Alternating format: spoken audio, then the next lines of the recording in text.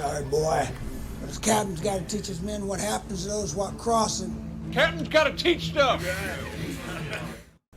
Good morning from the back cave. It is January 13th, 2023, and I'm starting a new year. I'm starting seminary next week. I'm just kind of waking up to my first cup of coffee, so bear with me. But I did try to make a video at the turn of the year just for kind of an update on what I see going on in the world and in my own life. And then I took it down because it was too long, and I kind of felt like there were some things that I just kind of said off the cuff that I didn't really have much of a plan. But I'll just give you kind of the short summary on where I am. I am in Phoenix now. I'm starting seminary next week at Phoenix Seminary. Some of the things I'm trying to study and advance. One is I'm trying to improve my Revelation book and advance the Mid-Trib position. There are a lot of churches. There's a lot of big churches and a lot of conferences down here, so I'm hoping I'll have a better opportunity to network and get with people who are studying eschatology. It's rough out there, honestly, for people who are studying eschatology. In terms of fellowship, it's if you were to get on like YouTube or something like that and try to find stuff on prophecy updates, almost every single one of these are going to be pre-trib rapture. If you were to get on a board, like for instance, here's a board that I'm on Facebook. It's Eschatology End Time Study. Somebody had actually done a survey on here of every single person on this board. 37%. This is a board with, this is one of the bigger boards. I want to say it has like 16,000 members on it. 37% dispensational pre-trib rapture. To be fair to them, a lot of the content that I've gotten over the years has been from people in the dispensational pre-trib camp, because they are futurists and they do focus on the future. Now their caveat is always that we're going to be raptured before this happens, so they don't always have the best scholarship in what they're doing, and then they tend to just wrap up the whole book of Revelations in Daniel's 70th week. They don't really make room for anything like that, and so what they're really doing is a prophecy update that's more of like a news headline on what's going on in the world, and then how it would relate to the future of Bible prophecy, and then they kind of always end with a caveat, but we're going to be raptured because the next event in God's prophetic timeline is the rapture. So I did want to go over some of the channels that I look at just really quickly. Again, I don't subscribe to any of these pre-trib channels because honestly, they've the limited information that I could get off of them, I've already gotten off of them. I already understand what they're saying. So I try to go to channels that are non-pre-trib, and unfortunately there's very few. Again, almost all these channels that I'm showing you here are pre-trib with the exception of one, and that is John Haller's Prophecy Update. John Haller, he talks with guys in the pre-trib camp. He also talks with guys in the pre-wrath camp. And I would say he's probably more in the pre-wrath camp. He has had, at his church, he's had Alan Kirshner out to visit, and Charles Cooper, who are pretty leading advocates for the pre-wrath position. He seems to be friends with Joel Richardson. He's actually a really nice guy. I've corresponded with him a little bit, and then Mike Clapham, who does just regular Bible teaching on end times at their church, but just Bible teaching in general. I haven't seen him there in a while, but their church is pretty good, and he's a lawyer, and he keeps track of a lot of stuff that's going on with the government and with technology, and then with end time stuff, and a lot of people are sending him stuff. So solid analysis, I would say there. The rest of these guys, honestly, they're going to give you the same pre-trib, watch Israel, and the next thing on God's prophetic calendar is the rapture. They're going to keep talking, and they're going to talk about whatever is on in the headlines, but their analysis is going to be pretty much the same. They're basically going to say, this is proof that the rapture is near. That's what they're always going to say. So they've been saying this since the 80s. Pretty much the same thing. No matter what's going on in the world, this is proof that the rapture is near. And it's not. But John Haller is Fellowship Bible Chapel. Again, he's going to talk about how things relate to specific things that are supposed to happen in the book of Revelation. He's going to take a pretty balanced approach and not be firm on things that he doesn't know, and he's just going to listen to, a lot of different perspectives. So I like him a lot. But yeah, like I said, look at this board that I'm on. So 37% is dispensational mid-tribulation rapture, or dispensational pre-trib rapture. Now there's none for just mid-trib rapture. There's dispensational mid-trib rapture. That's the only mid-trib rapture position. 0%. So here's what a minority I am in, and if you guys agree with my take on things, we are in, okay? 0% out of 16,000 people that are interested in eschatology end time study. Because this is not a board that takes a specific position. This is a general eschatology end time study board. You see post-tribulation premillennials, 5%, historicists premillennial, 5%. That would be more like the Seventh-day Adventists. Partial preterist post-millennial, that would be more like what you'd see at a Reformed Baptist church. It's 3%. Partial preterist post-millennium, Great Tribulation is past. The breakdowns on these, 6%. Post-millennialism, futurist, Great Tribulation. So they're post-millennial, but there's a future Great Tribulation. So there are amillennialists who still believe there's a Great Tribulation, but they align the Great Tribulation with Satan being released at the end of the millennium. 4%. Dispensational pre-wrath rapture. So this group seems to just put dispensational, meaning futurist, it seems like, or people who think that Daniel's 70th week is the futures, maybe is a better way of putting it. So this is your pre-wrath camp, 10%. So you see the biggest ones: partial preterist, amillennialism, 14%. Those are the biggest ones, and this might be a breakdown of the preterist position. Maybe this is what Reformed Baptists believe. Historicist, amillennialism, and then just amillennialism. I don't even understand all these different breakdowns of partial preterism and amillennialism, but apparently every single one of them at least has a few percent representation on this board. And mid-trib is just 0.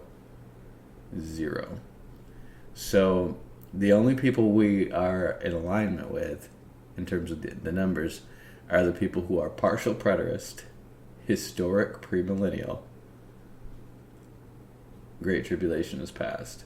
So they believe the millennium is in the future, but the Great Tribulation is in the past, and they're partial preterists, which basically means they think everything was fulfilled in 70 AD, but they're still premillennial. They have 0% along with us, and just straight up preterist. So that's that. I couldn't add to this. I couldn't add just straight up 7th Trump, mid-trib, rapture, premillennium. Anyways, that's a snapshot, and I have been on 3, 4, 5, 6 of these boards in the past 2 years, just trying to get some ideas out there, trying to communicate with people. Most of what we put down, like I put down a post that basically said, hey, here's what I think about this, and this. This is what I found. I've never met anyone who's really looked at Luke 17 and compared it to Matthew 24 and showed me where I might be mistaken. And I put this down, and I just slap a rapture picture on it just so it has some visuals. And I said, hey, be respectful. If all you can do is put up a laughing face emoji, please keep it to yourself, okay? This is not becoming of a Christian, because when you put anything on these boards, you instantly get a whole bunch of people, and somebody had put one up and they took it down. So some of the people are at least being decent enough and taking these things down. But they put up these mocking, scoffing emoji faces like, ha ha, you're stupid. They do this left and right on almost anything I've ever put up on here. And it's not just to me they're doing it. They're just doing it to each other. It's just like this. People who study eschatology are some of the worst in just this stuff. Jeff Woods, I'm laughing at you. Good to know. But I mean, if you're interested in this, if you're interested in the study of eschatology, we're already a minority, because most churches don't give a crap about eschatology. if they do, it's just a soundbite position. They're not really studying it. And the reason they're not really studying it is because most people have they're either amillennial, and they believe Jesus is coming, and that's about it, or they're dispensational pre-trib rapture, and they believe Jesus is coming, and then a bunch of stuff in the book of Revelation is going to happen, but all we need to worry about is whether or not we're saved, because then we'll get raptured. I don't believe the Bible teaches that. I don't believe the Bible comes remotely close to teaching that. I believe the Bible says Jesus is coming, and he tells you to watch that you be counted worthy to escape all these things that are going to happen in the book of Revelation that are going to be awful. Not to say you won't suffer persecution before then, but there's going to be specific things that you can escape from, and the ultimate thing that you escape from is the test of having to take the mark of the beast or have your head chopped off. That's the big one. I think Jesus makes clear in Matthew, Luke, Mark, and in the book of Revelation that there are going to be people who are taken up before that happens, and then there are people who are going to be killed by it. And it's all going to happen pretty quickly, but you still have the option of not having to go through that. So that's why I believe it's important to study, to know what's going on. And you don't have to be this super refined Bible scholar who knows how to interpret everything from the Hebrew and the Greek and all this stuff to do this, but you should know that Jesus said there are certain things you should watch for, and the big one's the abomination of desolation. We're going to be here for the abomination of desolation based on what the scriptures seem to plainly say. Okay? So, of all the different rapture positions, probably the only ones that agree that we're going to be here for the abomination is going to be myself, the pre-wrath, and the post-wrath or post-tribulation position. Okay? Of the ones that think that is going to happen before the sixth seal, my position's pretty much the only one. The pre-wrath and the post-trib that I've seen align the six seals with they spread them across the entire book of Revelation. It doesn't make any sense the way they do it, but that's what they do. So they just kind of arbitrarily put the abomination of desolation somewhere in the six seals, even though there's no scriptural evidence for that. And if you just read the book of Revelation, it's clear that the abomination of desolation happens after the seventh trump, and or at the seventh trump or after the seventh trump, and the trumpets don't start till after the seventh seal is open. So it's a bad position, but it's a position that I don't know, folks. People just not be thinking. I don't know what's going on. So, anyways. While I'm here, just like I said, I'm going to be starting seminary. Some of the things I'm hoping to advance is the writing in my Revelation book, trying to continually improve it, make it more academically credible for people to just examine. And then I want to improve my understanding of Greek so I can take my Apostles' Teaching book and make that better for distribution to people who might want to use that as their main reading Bible. Some people in India had approached me about that, and when they did, I just felt like the work I did on it is not credible enough to have anyone using that as a Bible. So I didn't, just kind of a fear of the Lord thing. I decided to unpublish it until I've had some formal Greek training. And then the third is the church history that I want to write that kind of looks at 1st and 2nd Corinthians as kind of a bridge of church history and kind of a type of the first and second coming of Christ, and then it's really focused on mending the divisions and understanding where the divisions came from. So it's going to be a book called Rightly Dividing, and it's really about healing those divisions and getting things reconciled intellectually, but also based in love. So that is a big part of what my focus is going to be in my studies in school, and I'm already in a hermeneutics class and studying like a history of hermeneutics and how the Bible's been interpreted over the years, and it's really helpful in that direction. So feel free to lift me up in prayer in that. I could always use prayers. And then I wanted to talk today, I want to do just a brief study on something that I posted, because this is something that I posted to Facebook, but it's based on an idea that I found. I've been confronting this idea that's in partial preterism, and the idea in partial preterism is basically that Daniel 9 is not about the end times at all. So the 70 weeks prophecy. These guys are basically going to disagree in the gap theory that Daniel 9 places between the 69th and the 70th week. So if you know that, basically all the dispensationalists and most futurists believe in Daniel's 70th week. And the reasons are just really obvious, because you cannot read the book of Revelation even one time before you realize that there's really distinct 3.5 year periods in the book of Revelation. And then there are really distinct 3.5 year periods in the book of Daniel. And those 3.5 year periods add up to form a 7 year period. And in the midst of that, you have the Antichrist, the abomination of desolation. And that's just really obvious from the book of Revelation, and it's really obvious from the book of Daniel. So most people have always understood Daniel. And I mean, you can go, the first ever commentary in the Christian church on the book of Daniel is by this guy named Hippolytus of Rome.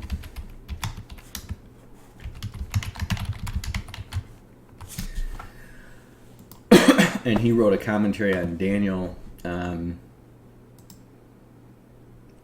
185-page commentary on Daniel. And you can actually download it for free online.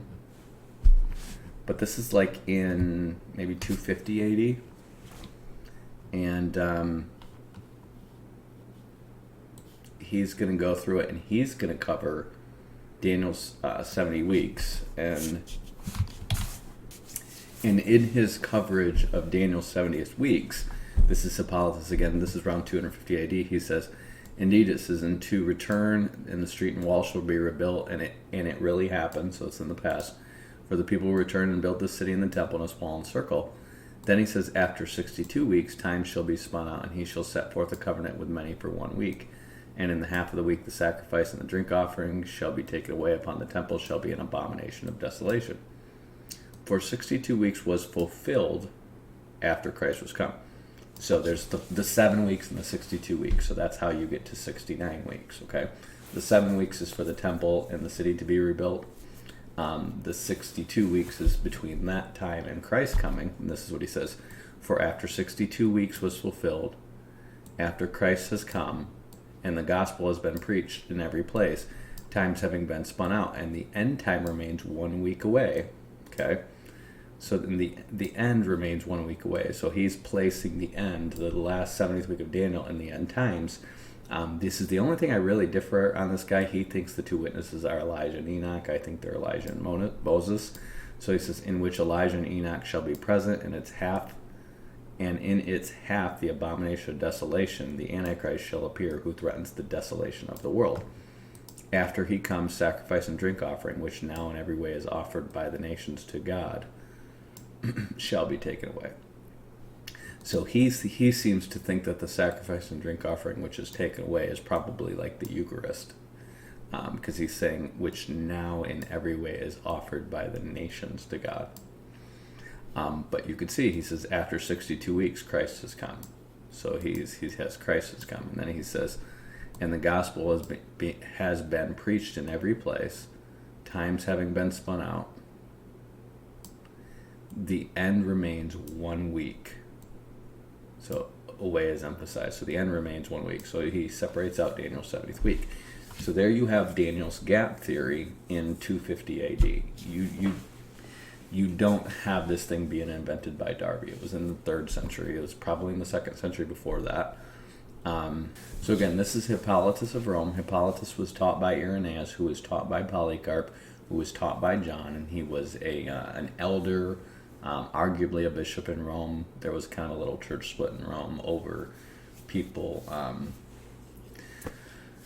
the Roman bishop not dealing with people who were in fornication and stuff like that. So, but he is considered orthodox. He is considered sound in his biblical reasoning. This was the pre-Constantinian Roman Catholic era. He does advocate infant baptism because by 250 AD almost everyone was doing it. But other than that, I've read his treatise on Christ and Antichrist, he's a pretty sound teacher. I like Irenaeus more. Irenaeus is, again, a generation before, and the church is less Roman Catholic at that time. But I just want you guys to see, like, go find your original sources, okay?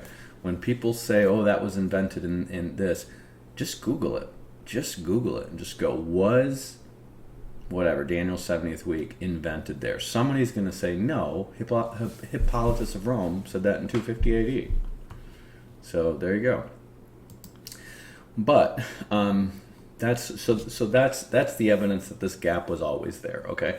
The other evidence is just Luke 4. If you read where Jesus goes and he reads Isaiah 61, he closes the book mid-sentence, and then he doesn't read the last half of the second sentence, or the last half of the sentence, which refers to the second coming. There's actually a lot of prophecies that can be read this way, but you really have to read the prophecies that they're quoting to put that together. And Jesus and the apostles don't always do the work for you of reading the prophecy and then explaining why they interpret it the way they do. They just interpret it, so you're going to have to learn to do that if you want to be a sound exegete. But this guy asked, and it was a really good question, this guy on the board asked, what, because he believes Daniel's basically the 69th week is like the Messiah is the beginning of Jesus' ministry, and then his ministry is 3.5 years, which it is not. It's 2.5 years. That's a fact. You just go do your research. Jesus and John the Baptist ministry together is 3.5 years. But Jesus' ministry, there's 3 Passovers. And you just look at 3 Passovers, just look at my fingers. How many years can fit in between 3 Passovers? And the answer is, how many spaces are there between my 3 fingers? And the answer is 2. 2 years fit between 3 Passovers. And he started a little before a Passover, and he ended about 40 days after the last Passover. So at most, you can put about 2.5 years there. That's the longest you can put in Jesus' ministry. So no matter how you spin it, you can't put Jesus's ministry at the 3.5 year midpoint. There's just no scriptural evidence to conclude that. You would need a 4th Passover. See, you need 4 Passovers to have 3 years. And then you put a little before, a little after that. You have, here's when Jesus is anointed. He goes out into the wilderness 40 days, okay? He comes back from the wilderness, and that's when John and Peter, James, John, and Andrew start following him. They're hanging out with him. They go to the wedding in Cana, and then the first Passover, he goes up there and talks to Nicodemus. That's in John. And then there's a second Passover, which was right before Jesus does, I believe it's right before they're going through the grain field, picking grain on the Sabbath, and they accuse him of violating the Sabbath for the first time. And then he does the loaves and fishes right after that. And then the third Passover is the one that he dies. So you really have 3 Passovers, 2 years. Again, read the Gospel synoptically, do your research. You only have a 2.5 year ministry. So right there, that theory falls apart. Okay? Now, the other thing this guy said is like, well, what is the overspreading of abominations? Because that's different, okay? And I'll give him credit for saying that, because Jesus said to look for the abomination of desolation. He didn't say to look for the overspreading of abomination or overspreading of abominations. And when he says after 62 weeks shall Messiah be cut off. So notice he doesn't say he'll come. It says after 62 weeks he'll be cut off. Okay? So it says after basically the 69th week, the Messiah will be dead. So it takes you up to his death, not the beginning of his midpoint, after 62 weeks. Now they'll say, because he says after 62 weeks, therefore we're going to add 3.5 years to that arbitrarily.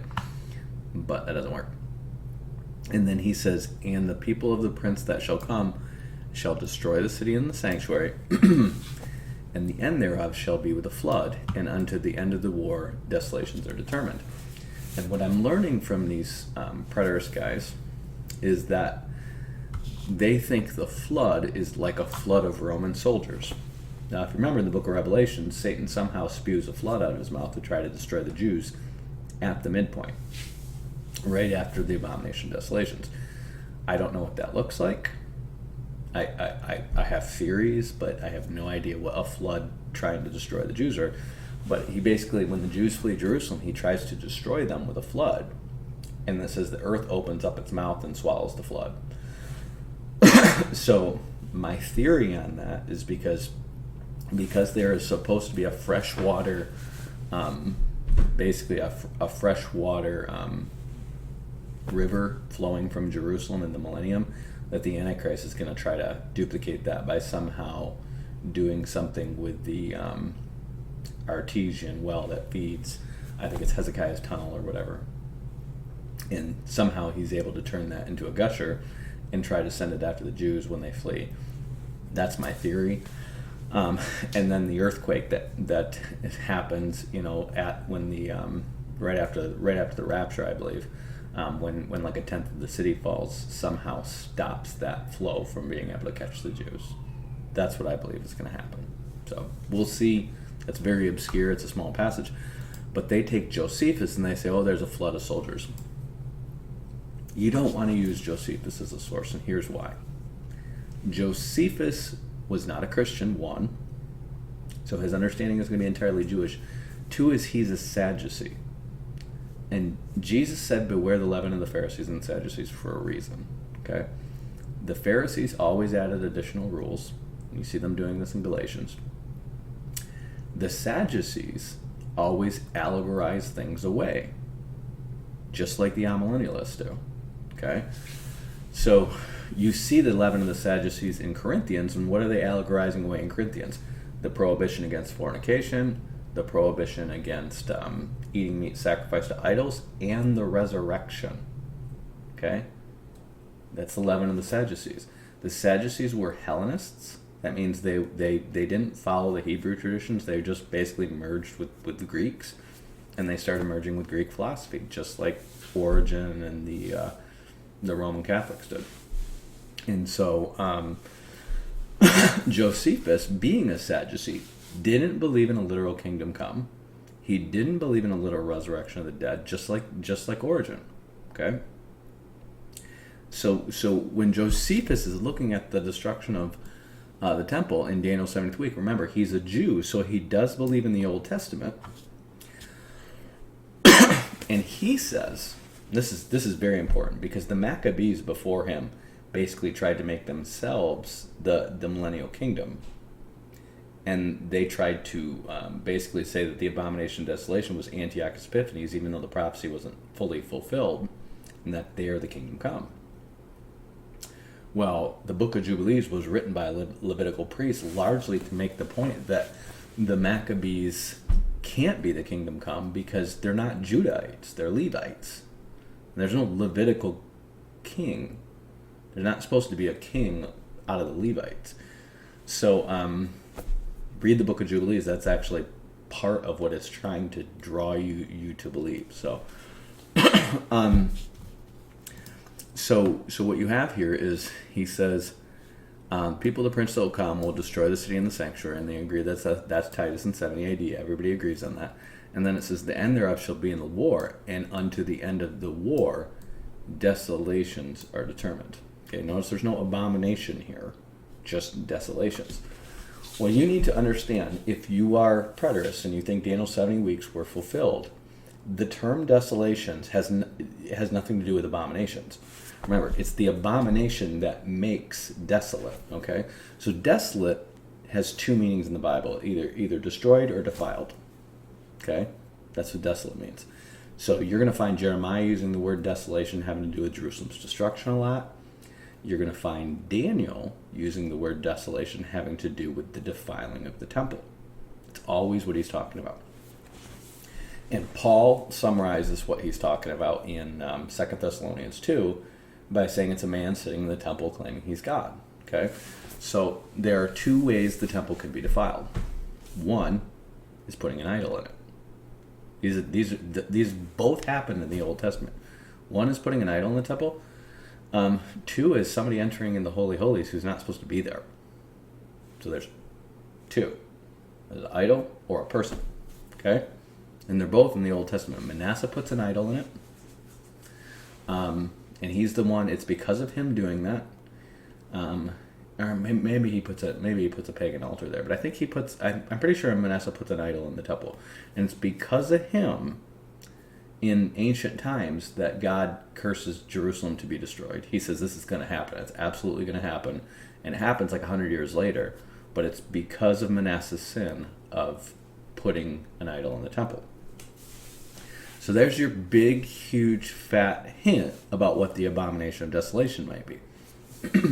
So again, he committed abomination, and because of his abomination, Jerusalem was desolated or destroyed. But he also defiled the temple. The temple was desolated.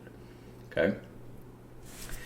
So, when it says here, unto the end of the war, desolations are determined, I believe this, as well as Matthew 24 and Luke 21, has a dual fulfillment to it. And I think a lot of scholars believe that. There's a lot of dual fulfillments in the Bible. The end of the war, well, the war doesn't ultimately end until Christ is reigning as king. But there's a war between the Jews and the Romans that does end with Jerusalem being desolated. So you could say, well, that's fulfilled in part, but not fully. But now it goes back. And here's the thing. This is not going back in time. It's going into the future. So he says, and he shall confirm the covenant with many for 1 week. Now, those people who think that this was fulfilled in 70 AD think that and he is Messiah. Well, why? Let's just look at the sentence here, okay? After 62 weeks shall Messiah be cut off. So Messiah is dead, okay? But not for himself, so he dies for our sins. And the people of the prince shall come, and this and could be translated then. So then the people of the prince that shall come shall destroy the city and the sanctuary, and the end thereof will be to the flood. And unto the end of the war, desolations are determined. And he. So here's the thing. When you see and he, I don't care if it's Greek, Hebrew, English, you go back to the last he. Okay? So when they say, from after 60 weeks the Messiah shall be cut off. Okay? Now if he said and he after that, then I would agree Messiah is the subject, but not for himself. But then he says, and the people of the prince that shall come shall destroy the city and the sanctuary. Okay? So he just mentions a prince that shall come, and he shall confirm the covenant. So the people of the prince that shall come is not the Christians. The prince that shall come is not Messiah. And I realize it says the commandment to restore and build Jerusalem unto Messiah the prince. Yes, Messiah is the prince because he's meant to be king. But this is another prince, because remember, he says Messiah is cut off, then the people of the prince that shall come. So it's a prince that comes after Messiah is cut off. And this is easy. That's Jesus. That's Titus. And almost every person from every position, including the preterist position, believes that the prince that shall come is Titus, who destroys the temple. Titus was literally a prince. He was eventually going to be the Roman emperor, but he was a prince at this time, and he comes and his armies destroy the city and the sanctuary. So the people of the prince that shall come destroy the city and the sanctuary. But then he says, and he will confirm a covenant with many for 1 week. Well, Titus didn't do this. So Titus didn't do this. And so that's where you have to have a dual fulfillment here. And it's the same thing with the abomination of desolation with Antiochus Epiphanes. See, you'll read about what Antiochus Epiphanes does, and he does all that, including a form of the abomination of desolation. But then it talks about him taking over Egypt, which Antiochus Epiphanes never did. He tried to, and the Romans just stopped him and said, no, stop your invasion of Egypt. And drew a circle, like literally had a Roman, drew a circle around him and he said, are you going to stop invading Egypt? And he basically goes, I'm going to go consult with my team. And the guy drew a circle around him and he said, before you leave this circle, you're going to give me my answer and I'm going to go to the Roman Senate. In other words, he said, Rome's going to declare war on you if you don't answer right now that you're going to pull out of Egypt. And he pulls out of Egypt, goes back up into Syria, and tries to fight the Parthians, and then eventually his empire just whittles and dies. It's basically absorbed by the Parthians and the Romans. So Antiochus Epiphanes never does this. He never dies supernaturally. He never, does so many things that the Antichrist is going to do. He never rules for 3.5 years after that in Jerusalem. He never places a statue that's there for 3.5 years. I mean, the temple is cleansed within like I don't know, I don't remember exactly when, but not long after he does the abomination, they it says he did that, and then it says they go and cleanse the temple. But here's the thing. So because he doesn't fully fulfill this, they understand that's where they understand that some of this stuff applies to the Antichrist. And of course it talks about Michael the Prince arising and the dead being raised and all that stuff. Well, we know all that didn't happen in the days of Antiochus Epiphanes. So that's where they go, okay, this must bleed into the Antichrist. And all of Daniel's prophecies do that. Well, here's the point where this does this in Daniel 9. Because the prince that shall come, Titus, never confirms a covenant with many for 1 week, or in the midst of the week causes sacrifice and oblation to cease, we know that there's a future prince that shall come, which is kind of like a Titus. Because remember, the Romans were kind of allies with the Jews, and then at the point that the Jews rebelled against them, then the Romans destroyed Jerusalem. Okay? But they were officially allies with the Jews before that, from the days of the Maccabees. So that's where your preterists will say, well, the prince that shall come is Messiah. No, he's dead. After 62 weeks, Messiah the prince shall be cut off. And the people of the prince that shall come shall destroy the city and the sanctuary. Well, unless you're saying Messiah's people destroyed the city and the sanctuary, which would either be the Jews or the Christians, neither of them did, the Romans did, that doesn't make any sense. So he says, the end thereof shall be with a flood, and to the end of the war desolations are determined. And he shall confirm a covenant with many for 1 week. Okay? So this prince that shall come must have a dual fulfillment to it. One is Messiah the Prince. Or I'm sorry, one is Titus, and the other is the Antichrist. And it says, and he shall confirm a covenant with many for 1 week, and in the midst of the week he shall cause sacrifice and oblation to cease. Now this part right here should not confuse anybody, because if you just take any Bible with cross references, he shall cause the sacrifice and oblation to cease. Well, there you go. He does that in Daniel 11. He shall do according to his will.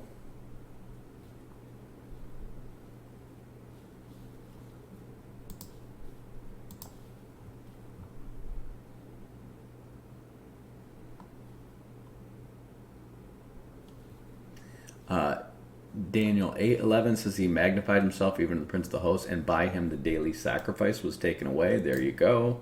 That's something the Antichrist does. Daniel 12 says, and from the time that the daily sacrifice is taken away and the abomination of desolation is set up, there shall be 1,290 days. So you have two other places in Daniel where it talks about the daily sacrifice being taken away at the middle of a 7-year period. I don't think Daniel 8 specifies a 7-year period. Daniel 11 does, because remember, Daniel's prophecies all build on each other. So by Daniel 9, you have the 70 weeks established. So the next prophecy is Daniel 10 through 12, and it takes that 70th week and splits it in two and says in the middle of the week, the daily sacrifice is taken away and the abomination of desolation is set up. And from there's 1,290 days, which is another 3.5 years.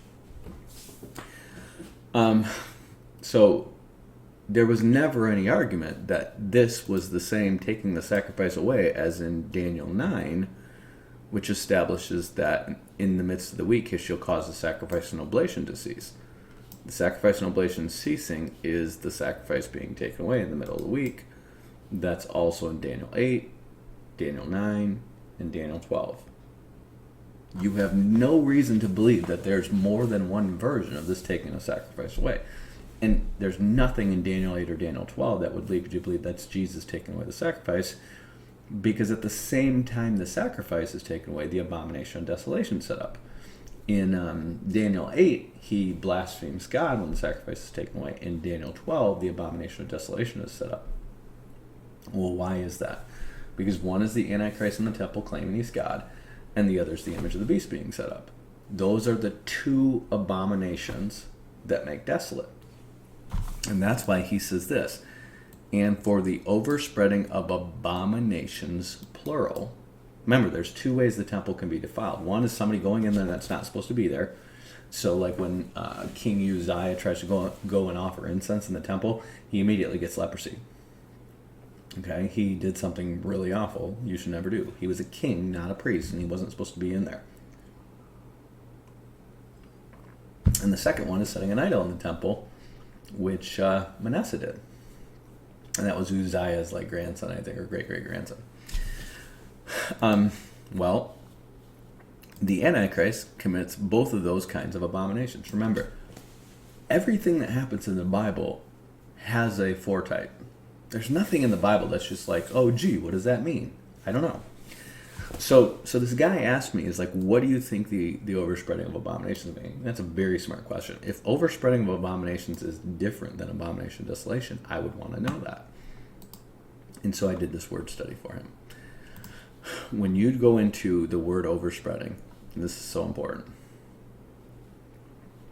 He says, in the midst of the week, the sacrifice and oblation will speak, and for the canaf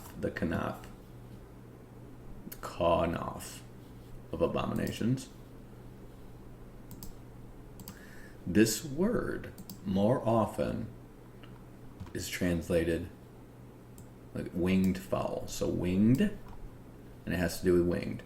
Every kind of bird of every sort. Wings. Why is it wings so much? We're going to get into that in just a second. Wings, and then it says, in Numbers it said, in the borders of their garments. So you guys have probably heard this thing where the Son of Righteousness will rise with healing in its wings. And how the woman who touched the hem of Jesus' garment believed that he was the Son of Righteousness with healings in his wings. And that's why she said, if I can just touch the hem of his garment, I'll be healed. Okay? Well, the reason is because the borders of their garments, the corners of their garments were considered their wings. Okay? It's the same word, canaf, okay? The fringe of the borders, see, of the garments. So you see winged fowl, and then you see quarters, the four quarters of your vesture, so the corners of your garment were considered its wings, okay? And then you see skirt, nor discover his father's skirt. A man shall not take his father's wife, nor discover his father's skirt, okay? What does this talk about, his father's skirt? Okay, so you have skirt, corners, and wings. Well, how do these things all come into play? And the answer is this. In the book of Ruth, when Ruth goes and takes the corner of Boaz's skirt and basically puts it over her feet while he's sleeping, she is basically asking him to marry her. She's proposing to him, but she's doing it in a very submissive way. Basically, she's saying, take me into your house. Under his skirt, now you want to think about this. People just wore a big robe, right? So they wore a robe from head to toe. So you didn't just wear a skirt. They might have had a belt around their waist, and then the bottom part might have been a skirt. But at nighttime, it would just be one big robe, okay? So think of the man as a tent or a tabernacle. And this idea of a man being a tent or a tabernacle, remember, a tabernacle is a type of his flesh. So what she's doing is she's putting her feet back under his tabernacle, which is kind of saying, I want to be one flesh with you. I want to be in your house. I want to be one flesh with you. So when Jesus comes and tabernacles with us, he comes into the flesh of a human being, into human skin. And the tabernacle had skin over it. It had otter skin over it, but it was supposed to be a representation of the human body. It's Jesus' tabernacling with us. He's taken on human flesh, right? So when you get to Ruth, she's basically saying, spread your wings over me. Spread your wings over me and take me into your house and under your protection and under your authority. Okay? So she does this. And then the other uses of canaf, you're going to find all throughout the Psalms. In the shadow of thy wings, thy canaf, I take refuge. Okay? So, if this idea of spreading his wings over, remember Jesus is going to spread his wings over Bozrah. So you see this in the Psalms over and over and over again, right? You see it in Ruth. He says, the recompense of thy, this is Ruth's mother-in-law. She said, The Lord recompense thy work, and thy full reward be given to thee, O Lord God of Israel, under whose wings thou art come to trust. Okay? And then he says again, this is watch this. This is the 2 times it's used in Ruth, canaf, okay? he said, who art thou? This is Boaz talking to Ruth. And she answered, I am Ruth, thine handmaid. Spread therefore thy skirt over thine handmaid, for thou art a near kinsman. What is she saying? She's saying, take me under your wing. You see that?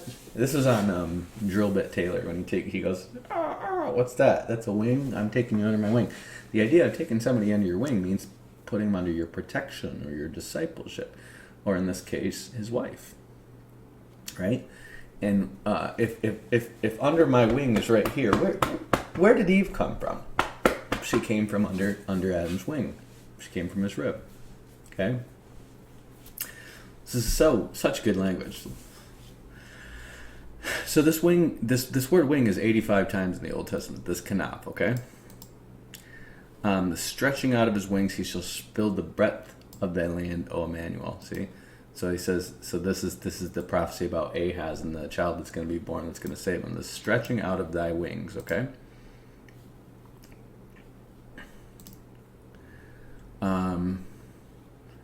The uttermost part of the earth, that would be like the corners of the earth, the canaf, okay? So if you think of the earth like a map spread out, it's from the corners of the earth, they're coming.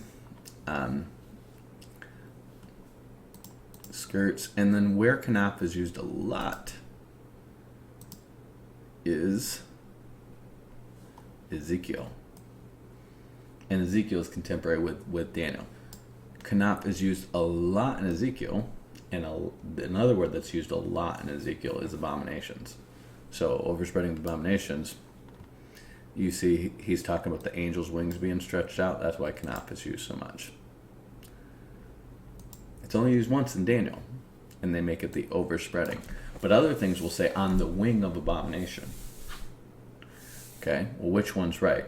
Well, more often than not in the Old Testament, the King James is right over other American translations. A lot of English translations get stuff wrong. It's not the wing of abominations, it's the overspreading of abominations. What is he talking about? And then the last usage of canaf is the Son of Righteousness rising with healing in his wings. Canaf, okay? Now listen, Zechariah 8:23 says, Thus saith the Lord of hosts, in those days it shall come to pass that 10 men, this is so important, 10 men, remember there's 10 kings that rule for 1 hour with the Antichrist, shall take hold out of all the language of the nations, even shall take hold of the skirt of him that is a Jew, saying, We will go with you because we have heard that God is with you. Okay, now what's going on in Zechariah 8? Well, it's prophesying in the last days, after Israel wins the war with Gog Magog, the whole world starts basically putting themselves under the authority of the Jews. Because, remember, this Gog Magog war is World War III. The whole world is devastated by this war, but Israel comes out unscathed. Why? Because God protects them. And because of that, the people are saying, well, we'll follow the Jews. This is not just here in Zechariah 8, it's in Zechariah 12 as well. We'll follow the Jews because their God is strong. So what they're trying to do is they're trying to go back to the Old Testament ways where if bless those who bless thee and curse those who curse thee, we'll just follow the Jews and we'll be blessed by God.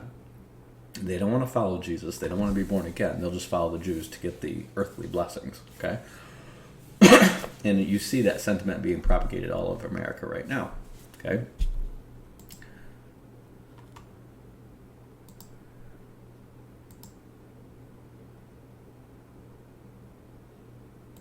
The other usage of canaf in Zechariah is when you have the woman with the wings like a stork and they lift up the ephah, and the ephah as the woman of wickedness in there. Well, what does that talk about? Well, that's talking about the harlotry of the last days. That is talking about the mystery of Babylon, okay? So what do all these things have in common? Well, if the idea of taking somebody under your wings or into your tabernacle is fulfilled in Ruth and Boaz, who are Ruth and Boaz a type of? Well, Ruth and Boaz are a type of Christ in the church. So when the church is taken in and becoming joined with Christ by the Holy Spirit, sealed with the Spirit, we're under his tent. We're under his authority. We become his house. We're his body. We will become one flesh with him in the resurrection. But we're in his tabernacle. Okay? We're in the house of God. We're under his protection and authority now. So what's the Antichrist version of that? And the answer is demanding that everyone worship him, take the mark of the beast. It's a complete counterfeit to Jesus sealing us with the Holy Spirit. Okay? So what you end up with in Daniel is the canaf, the overspreading. So think of this as Boaz is spreading a skirt over Ruth, okay? But it's an abomination. The overspreading of abominations, okay? He shall make, this word it is not in there.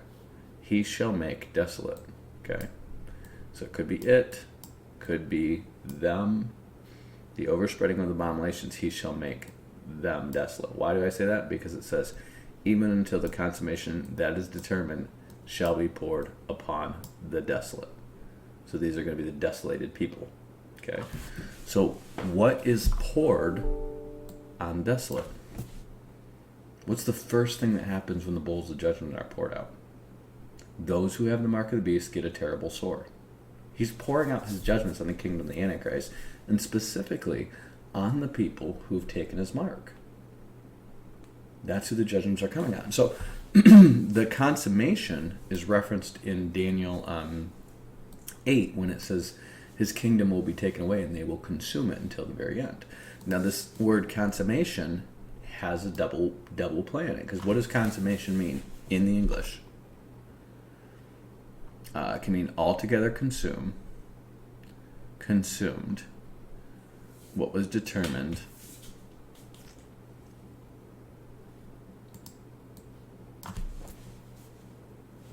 so this word consummation literally means to consume his kingdom. Okay, so it says, it's going to say here, we don't need to wonder what the consummation is, because Daniel already has this in an earlier prophecy, is when he says in Daniel 8, I'm sorry, until Daniel 7, he says, he talks about the beast, and he said his body was slain and given to the burning flame. So this is going to be the end of the book of Revelation when that happens, okay? It said thrones were cast down, and that's actually thrones were set down, okay? And the Ancient of Days did sit, whose garment was white as snow. This is the beginning of the book of Revelation. He says, a fiery stream came forth before him, 10,000s of 10,000s ministered to him. The judgment was set and the books were open. This is Revelation 5. And then he says, and then because of the voice of the great words of the horn I spoke, even until the beast was slain and his body was given to the burning fire. So the great words he speaks, that's Revelation 13. His body given to the burning flame, that's Revelation 20. I'm sorry, that's Revelation 19. Okay? So then he says, concerning the rest of the beast, their dominion is taken away. But he says this.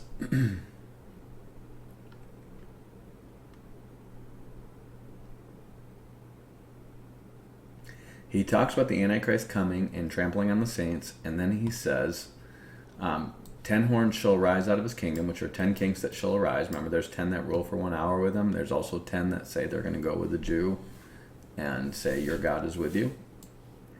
And it says, he shall be diverse from the first, and he shall subdue 3 kings. He shall speak great words against the Most High, that's the midpoint, and wear out the saints of the Most High, and think to change times and laws, and they will be given into his hand until the times, and dividing the time.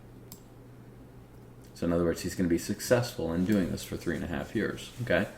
But the judgment shall sit, and they shall take away his dominion to consume and to destroy it until the end. So that is the consummation that is determined. Okay? It's established in Daniel 7, so when he refers to it in Daniel 9, you should already know if you're just reading Daniel's book. He's already established what the consummation is. He's also already established the transgression that makes desolate. So he gives you both versions of it. One, he has the great swelling words he speaks. And then 2, you have in Daniel 8, he says, a host was given to him against the daily sacrifice. This said the daily sacrifice was taken away, and the palace of the sanctuary was cast down. What does cast down mean? Shelach. Hurled, plucked, thrown away. The place of the sanctuary was cast away. And it says the sacrifice by reason of the transgression, it cast the truth to the ground. Okay? So there's what you need is cast away. Okay? He cast the truth to the ground. In other words, what truth is he casting to the ground? And that's that Jesus is the Messiah. He's saying, I am the Messiah. Jesus wasn't the Messiah. I'm the Messiah. That's the truth that he cast to the ground. Okay? So this is the place of the sanctuary was cast down. Why? Because he's standing in the sanctuary when he says this. And then it says, how long will the vision be concerning the daily sacrifice, the transgression of desolation? So the Pashesha, that's the transgression. And again, those great swelling words are the transgression. And then when you get to Daniel 11, he starts talking about after the Antichrist is killed for doing this, he gives his estate over to this strange god that he worships. And he starts honoring it with gold and jewels and stuff like that. Well, that is the image of the beast. That's what rules after the Antichrist. It's basically the Antichrist somehow in the image of the beast ruling. Okay? So the two abominations are the Antichrist sitting in the temple claiming he's God and setting up the image of the beast after that. Okay? They also comprise two bodies for the Antichrist, which means that there's two kings. And that's why in Revelation chapter 17, it talks about the Antichrist being a seventh, but also an eighth king who rules over Israel. So somehow he's the seventh king and the eighth king. So they're two different kings. And somehow he died and yet lived. Well, why? It's because one is him in his body and two is him in the image of the beast. That's how he's the seventh and eighth king. That's how he's the little horn that was given a mouth to speak and given the eyes of a man. Okay? So you put those things together and you have two abominations, two kings, and two dead bodies. Why is that important? Because Ezekiel, when he gets to Ezekiel 43, this is now the Lord talking to Ezekiel in the past tense about what the Levites did to commit the abomination of desolation. See, the Antichrist comes in from the west and sits in the temple, claims he's God. Then Christ comes and steps on the Mount of Olives and splits the gate into, splits the mountain into, and opens up the east gate, which is now bricked up. Okay? So then it says, afterward he brought me to the gate, even to the gate that looks towards the east. So this is when Christ finally comes in the millennium, after the temple's cleansed, or rebuilt, or whatever happens. And he sits in the temple and claims he's God. And he said, behold, the glory of the Lord of Israel came from the way of the east, and his voice was like the voice of many waters, and the earth shined with his glory. Now let's talk about this noise of many waters thing. Why is his voice always like many waters? This should be really easy if you think about it in terms of the church. See, right before the bride emerges to come down out of the New Jerusalem on a bunch of white horses with Christ, he hears a voice from the throne like many waters. Now, at the time he does this, Jesus is down on the earth fighting and getting his robes coated with blood. But why is he hearing this voice like many waters? And the answer is, when you have 1 million people all saying the same thing at the same time, what does it sound like? Many waters, right? It sounds like a cascade of voices, right? This is the whole church in Christ. So this is the glory of the God of Israel is Christ with the body of Christ, and everyone in his train speaking in unison in one voice, right? His voice was like the voice of many waters, and the earth shined with his glory. And it was according to the appearance of the vision which I saw, even according to the vision that I saw when I came to destroy the city. And the visions were like the vision that I saw by the river Shebar, and I fell on my feet. So he says, he sees him, and he says, the glory of the Lord came to the house by the way of the gate, whose prospect is the east. So the Spirit took me up and brought me into the inner court, and behold, the glory of the Lord filled the house. And I heard him speaking to me out of the house, and a man stood by me. And he said unto me, Son of man, the place of my throne, and the place of the soles of my feet, where I dwell in the midst of the children of Israel forever, and my holy name shall the house of Israel, listen to this, no more defile. Okay? So when you see the word defile, Think of it like the word desolate, because that's one of the forms of desolation. Defile, pollute. Okay, they pollute his sanctuary. Okay, that's another way. That's another way of saying desolation. So, this is what he says: No more shall the house of Israel defile, they nor their kings, by their whoredom, nor by the carcasses of their kings in high places. So, what is he talking about here? You have nothing in the history of Israel about them putting kings' corpses in high places. Nowhere. The kings were in the king's tombs. They didn't worship the king's bodies.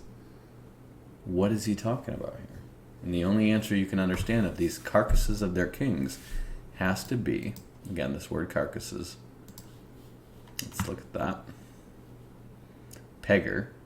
It says a carcass, whether of man or beast, figuratively, an idolatrous image. Do you see that? So pegar can be a carcass of a man, or figuratively, an idolatrous image. Oh.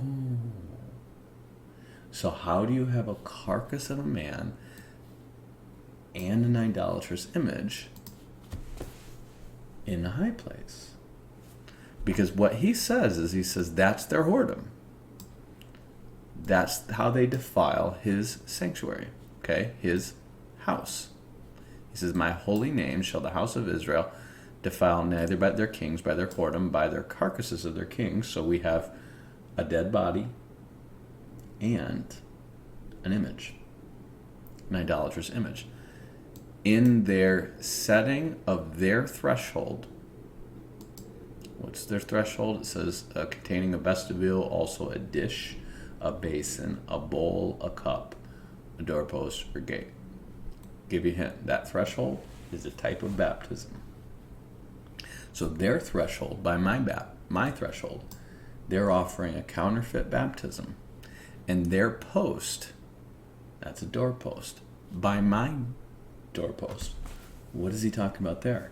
Well, if you go back to the law, there's an ancient law in Deuteronomy that talks about if a servant becomes a slave to his master, and his master's good to him, gives him a wife and kids, takes good care of him, and he says, I want to be his servant or slave forever because he treats me really good, you would go over the doorpost and you would have your ear pierced on his doorpost. It pierced your ear on his doorpost. And that ear piercing was the signification, because it was pierced on his doorpost, that you have sealed yourself to his house. Okay? That is the post. The mezuzah. Okay? So, what is a counterfeit baptism and a counterfeit seal that you're sealed to somebody's house? That's the mark of the beast. The mark of the beast is the worshiping of Antichrist. You have died with Antichrist, and you are sealed with Antichrist. It's a complete counterfeit to what we do is in baptism and being sealed by the Holy Spirit. And it says a wall. And he says, and they put a wall between me and them, and have defiled my holy name by their abominations. They put a wall between them and Jesus. They have sealed themselves to the Antichrist and to his fate. Okay? So when we're sealed in Christ, we are sealed to Christ's fate, which is to rule and reign and live forever and be holy and blameless before God in love. Okay? When they seal themselves to the Antichrist, they seal themselves to hell. You're going to hell. There is no turning back after you get the mark of the beast. You are going to hell. Sorry, John MacArthur. You're going to hell if you get the mark of the beast.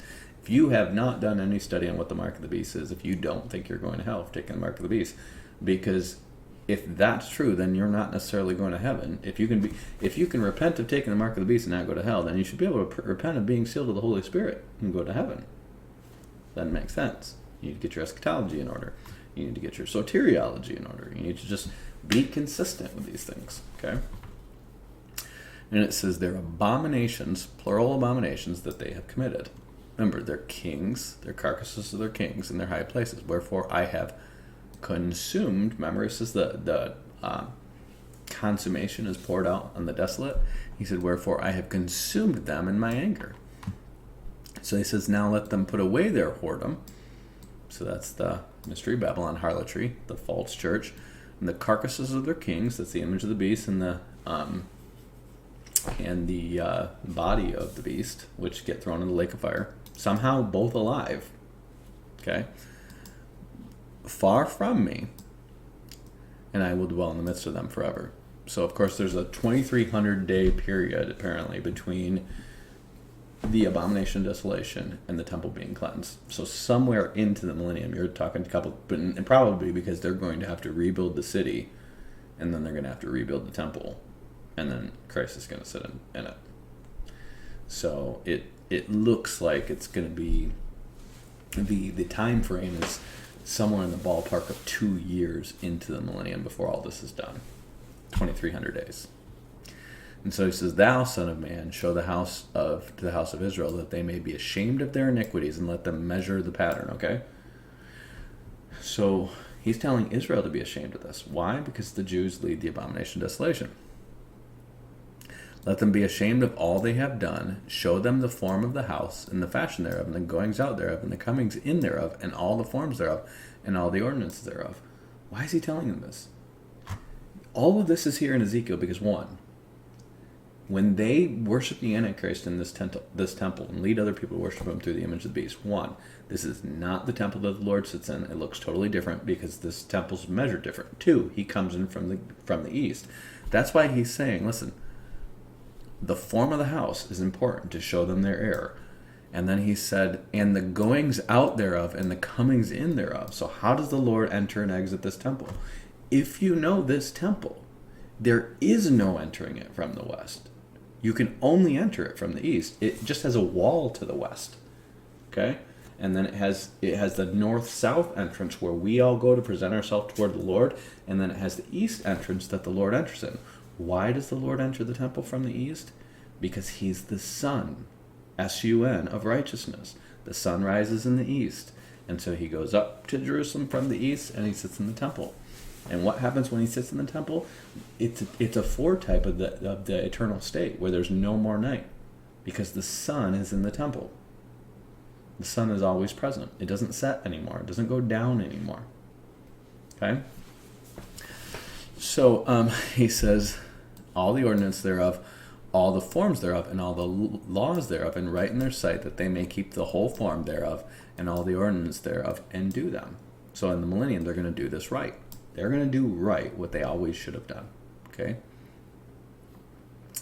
And then it says, I'm not going to get into all the details of this, but he basically talks about all this stuff, but he's very specific in this, that it was the Levites that did it. It wasn't the sons of Zadok. And the sons of Zadok are a sect of the Levites that apparently did not take part in this, but the Levites in general did. Okay? So there's your abomination of desolation. There's your abominations, and there is your overspreading of abominations that he talks about in Daniel 9. So, again, I put this up in text on Facebook. I'm sure I'm going to have a bunch of people put up laughy face emojicon saying you're a stupid conspiracy theorist. You don't know what you're talking about, because I don't want to read that hard. And that's their business. But you guys keep that thing in focus, okay? Keep the abomination desolation in focus, because that's what Jesus tells you to look for, okay? It's coming. What you're going to see, now I'm going to get to some world history, what's going on in the world right now. World map here.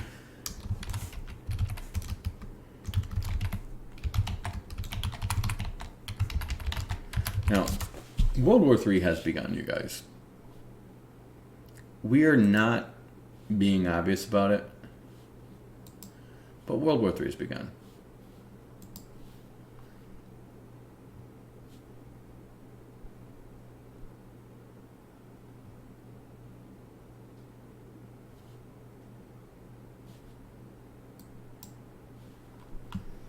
And these are basically the factions of World War III.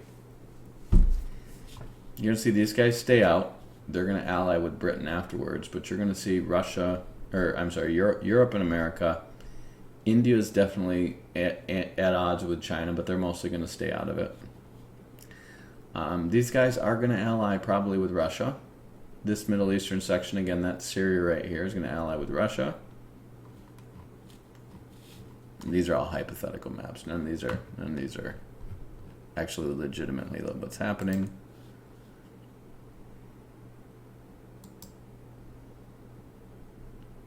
But the East-West like Soviet conflict, that's still the basic conflict that's been going on. Russia and China, to extents Vietnam and North Korea, versus the West. Okay? And when this goes down, what you're going to see is you're going to see Russia continue to attack Ukraine until they probably have about half of it, up to the Dnieper River. I don't think Russia's going to back down. I don't think Ukraine's going to back down soon. This war is going to slowly exhaust the whole world's resources. And I think this war is probably going to slowly build up over the next, in my estimation, 6 years. Could be shorter. There's different estimates on when Jesus Christ's ministry started. My best estimates are that Jesus Christ's ministry started around 30 AD. John started around 29 AD. And my theory is that the Two Witnesses ministry starts on the 2000th anniversary of John the Baptist's ministry. So my theory could be the Two Witnesses could be here by 2029. That would put Jesus Christ's ministry somewhere in the ballpark of 2033, aligning with the 2000th anniversary with his death and resurrection. And for those of you who are saying, you can't predict the day or the hour, a year is not a day or the hour. Okay, I'm not saying I know it. I'm saying, in theory, that's the 2000th anniversary of it. And Hosea 6 says, after 2 days, he'll revive the Jews and they'll live in his sight. So it could be after that. Won't be before that, I don't believe. But that's my theory of the earliest time that the rapture could happen. And I hope the rapture happens at the earliest possible time that the text allows for it. I don't want to sit here and wait around for 50 years after that, but it could be. Could be. I could be wrong. So what's going to happen here is Russia is going to keep attacking Ukraine till they get this secured. Now you see Belarus here. This side of, so you have Belarus, you have this half of Ukraine up to the Dnieper River sealed. Now Russia has a secure eastern front, so they're secure against invasion from Europe. You're going to see Europe build up Poland and Turkey in opposition to this. Europe is not going to fight Russia. Europeans are a bunch of cowards. We have been their military for years. Now, yes, did they have special forces? Yes. Did they have tactical units? Yes. Do you really think the Europeans are going to draft and create huge armies to fight Russia? You're talking about a bunch of people for a whole generation who get 6 weeks of vacation whenever they get a job. They get like 6 months of maternity leave whenever they have a baby. They retire at age 50. They get college and master's degrees for free. These people are so spoiled. They're so entitled. You're not going to get an army out of these people. So what are they going to do? Well, Poland right now is going super fascist neo-Nazi state, and they're all for that. That's great. One is they know Poland does not have the resources, the geographical position to threaten the rest of Europe. So they're going to let Poland build itself up. The U.S., England, these countries are going to build up Poland. That way, if Russia ever gets too hot, well, Poland's just going to give them crap forever. They were trying to throw a bunch of weapons at Ukraine just to slow Russia down while they build up Poland. And then the other one they're allowing to build up. NATO's not really building up, but they're building themselves up, is Turkey. Okay? So these three countries have joined NATO now. I think one of them was in NATO. Now all three are in NATO. And basically what you have is, if Russia takes Latvia, Lithuania, and Estonia, which they may do, then basically Belarus is an ally. They have half of Ukraine, and Russia's got a secure front here. So they build the crap out of they build the crap out of Poland, and that's their main defense, to kind of have a balance of power there so they don't invade Europe. But they're mostly going to stay out of it. They don't want to catch a Russian nuke in the face, and they don't want to fight a big exhaustive war because they've already done that twice. Okay. So once Russia has that secured, what they're going to do then is now they're propping up the Assad regime. They have military bases there. Their next conflict is going to be Armenia. Well, they have to go through Georgia to help Armenia, and it just so happens they already have these cutoff regions. Let's see.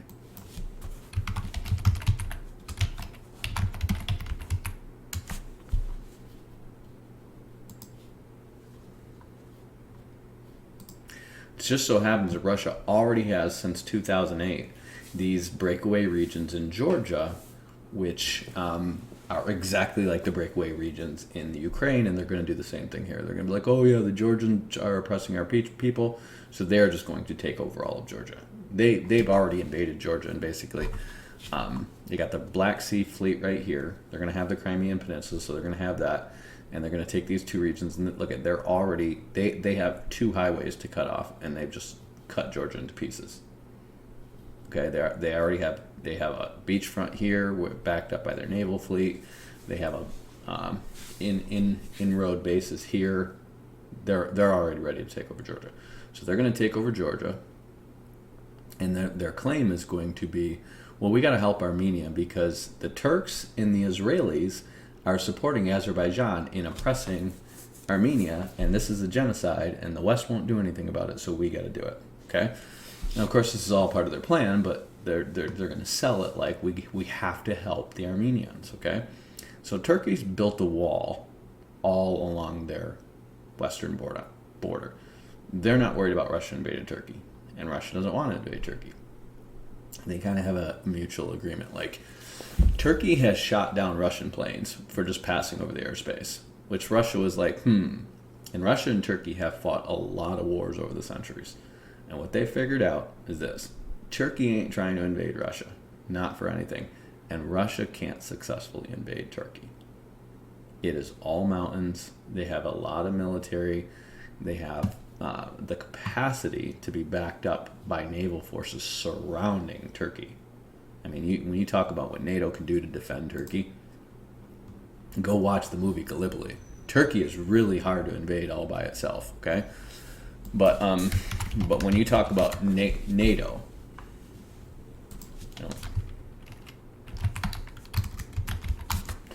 when you talk about the North Atlantic Treaty Alliance, and even if Turkey,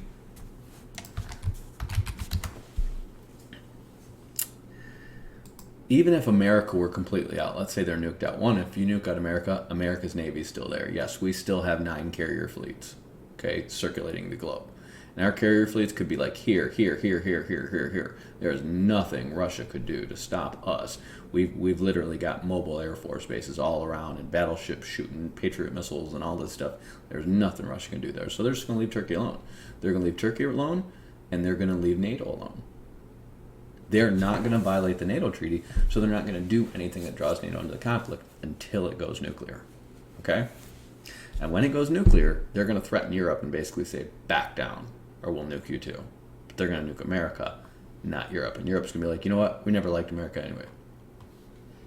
It's going to happen. That's exactly what's going to happen. So,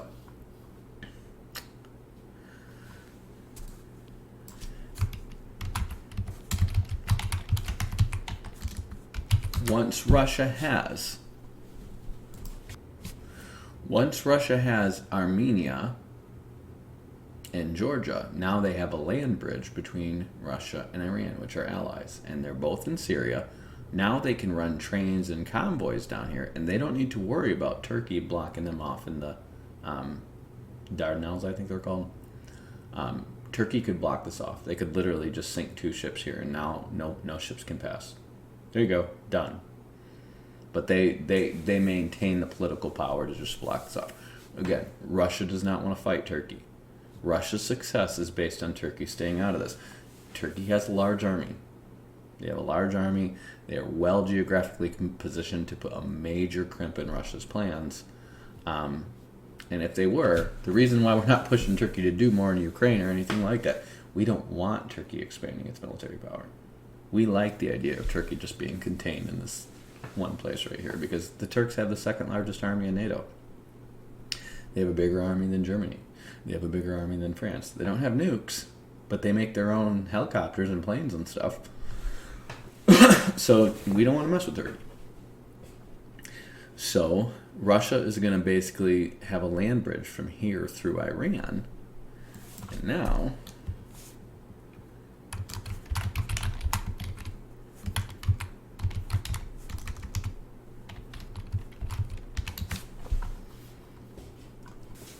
once they have that, now Russia's stuff goes into Turkey through Iraq.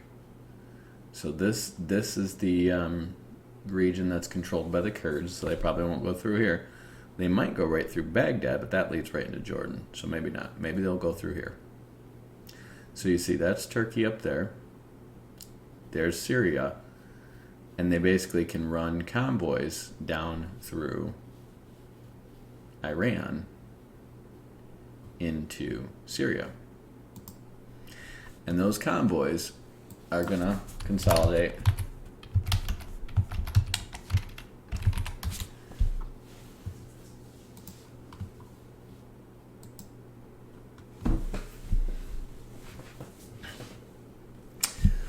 those convoys coming out of Iraq are going to consolidate right down here at Damascus. Okay, you're going to have the Russian fleet. I think they have bases up here, so you got some naval backup. But remember, that could easily be blocked off, and they couldn't have a consistent supply chain there. So the majority of that supply chain is going to go down through Iran and Iraq into Damascus. So what you're going to end up with here, and again, remember, we have a big base in Baghdad, so America can try to fight over this, but this is where America and Russia get to a point where it's like, okay, what are they trying to do here? The answer is they're going to try to invade Israel and Saudi Arabia. They want to fully control the flow of oil to Europe, so Europe has to buy oil from them. So they literally can take Europe and go, you're going to buy oil from us and natural gas from us, or you're just going to freeze to death. That's their plan. Okay? So right now, they're getting liquefied natural gas from Qatar. And then they're getting a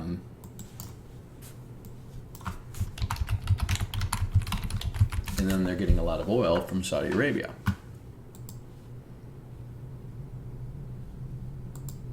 Russia don't like that.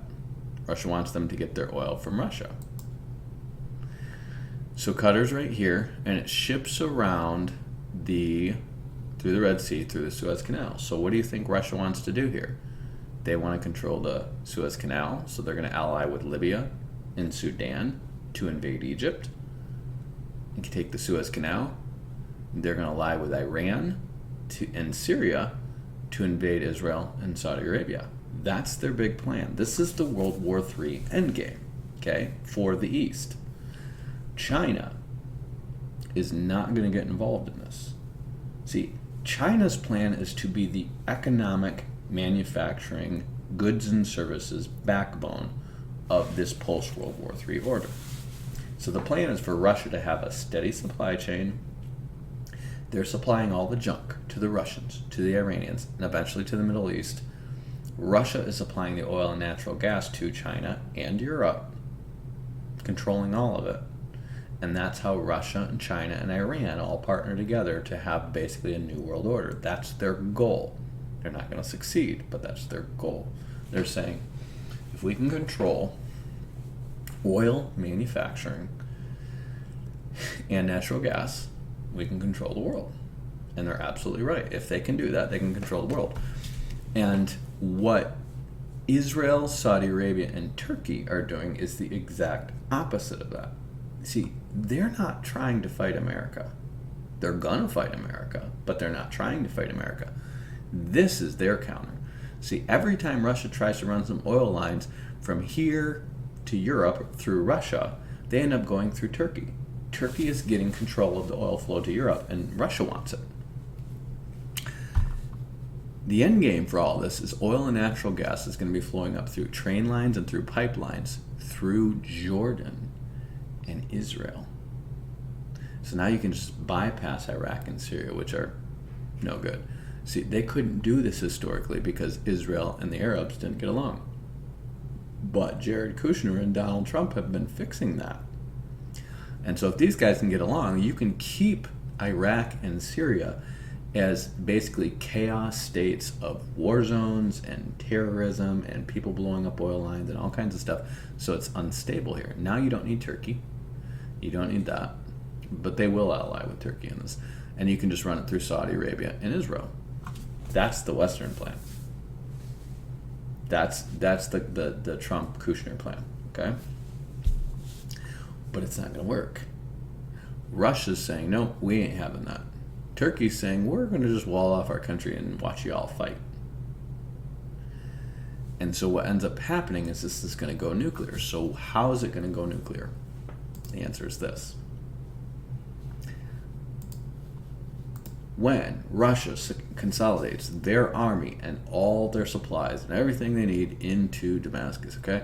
Syria is a lot of desert and a lot of farms and a lot of small towns, okay? It doesn't have very many big cities.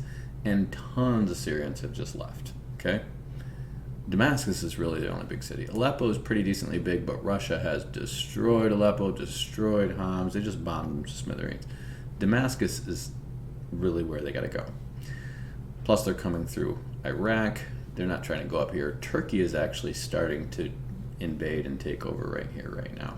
They're claiming they're going to give this back to Damascus, and they might for a time, but they're going to take it back. And then you have the Kurds up here. So Russia's going to avoid all that conflict, and they're going to run their supply lines up down to Damascus. And Israel and the United States are going to see this war coming. And it's going to start. And the invasion's going to start. And the one way to stop it is Israel's Samson plan. Could be Israel that does it. Could be us that does it. Boom. Nuke Damascus. Why? Well, now where are you going to go? If Damascus is nuked, are you going to run your troops and supplies through a nuke zone? No, you're not. It's a desert. One thing you need is fresh water and clean water. You're not going to mess around with nuclear radiation around here. Lebanon is going to be evacuated because you're going to have nuclear fallout all around here. Lebanon's going to be evacuated. These guys are going to go move to Neom and work there. They're going to be the workforce there. And so are the Gaza Palestinians, and so are the people of northern Jordan. This is all in Isaiah, I think, 13, the destruction of Damascus. This northern part of Jordan, because of all the fallout here, all this area is going to be evacuated. And these people are going to go move to Neom and be its workforce, basically.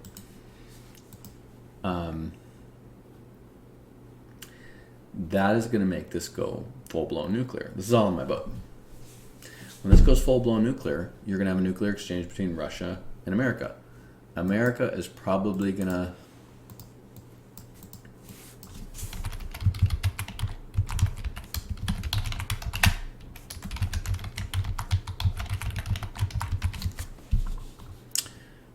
It's going to look something like this.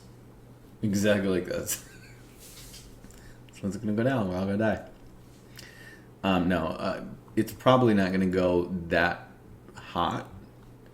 What's going to happen is probably we're going to focus on nuking this area of Russia, which is the area by which they're supplying to go through the Middle East. And then probably go for some of their nuke sites, and they're going to go for some of our nuke sites, and then their main hits are going to be on our coastal port cities. Because what we're doing is we're destroying each other's capacity to reinforce armies. You can put an army there all day long, but unless you can get food, water, and all the other stuff you need to the army, it doesn't matter. You just got a bunch of bodies in a desert ready to die. So when you consider the prize is the Middle East, and it's a desert, well, you need a lot of water, and you need a lot of food, and you need a lot of... it cost us... There's a reason why it cost us $1 trillion to invade Iraq. You need a lot of supplies to sit in the desert for years and have fun. Okay? So there's going to be a limited nuclear exchange, and then out of that, remember, Europe's going to stand down. In the aftermath of all that, you're going to have then Turkey say, oh... So I see you guys got in a big fight in the Middle East, and now none of you have the capacity to fight there anymore because you can't run a supply chain to the Middle East anymore. Well, guess who can run a supply chain to the Middle East just fine? Oh, the country who's right on top of the Middle East, controls the flow of water to the Middle East, so important. Has its own planes, trains, and automobiles, so important. Has the second largest army in NATO, so important. And they're going to expand the flow of the Euphrates, which they control right now. The reason Euphrates is drying up right now is not because of Revelation 17, it's because of the Turkish dams. So Turkey can make that river deeper anytime they want to. Look at these huge lakes they have up here. You see that? Those are huge lakes. Those are all the byproduct of damming up the Euphrates River. Well, they can release that. And they can make the Euphrates River deep again. And they're gonna. And that is going to serve as their border. See, what they're going to do is they're basically going to cut off the Kurds on this side of the Euphrates, right here, because the Kurds are their threat. And then they're going to come in through Syria, which they already have invaded. They're going to go around Damascus, probably set up some highways and build this with the help of the Israelis, because after this war, Israel is going to help take over Syria. This is in Micah 5. And Iraq. They might link up with the remnants of the Americans because we still have a huge base in Baghdad. But if they are, that's on the other side of the Euphrates River, so they might not. Okay, the Iranians might just go and take all that as part of World War III. And what they do is they flood the Euphrates. They stop the advance of the Iranians. Thank you, Turkey. The world says you should be our new America. You protected us from Iran, says Saudi Arabia. And yeah, you protect us from Iran, says Israel. And you protect us from Russia, says Europe. And we'll run all the oil through you, Turkey. And Turkey says, I would love to be everybody's helper because I've always just wanted to be everyone's friend and help people. Wink, wink, wink, nudge, nudge to myself. And then one of their generals or whatever is probably the Antichrist. That's my guess. I don't know. But after the Euphrates River is all flooded,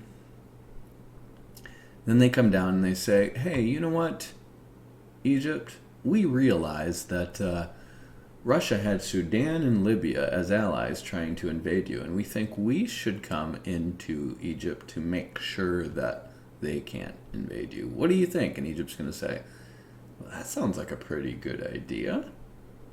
We would love to not be invaded. So he's going to invade Egypt so they don't get invaded. And then he's going to be like, I control the Suez Canal. I control the flow of goods. Neom is building up manufacturing. China is shut out because Neom has all robots making everything. And China is like, we ain't having this. You just cut us out of the world economy, and we just built these new Silk Roads and tried to take over the world. We ain't having this. And so that's how, they're going to start building up for Armageddon. And Iran's going to be like, hey, wait a minute.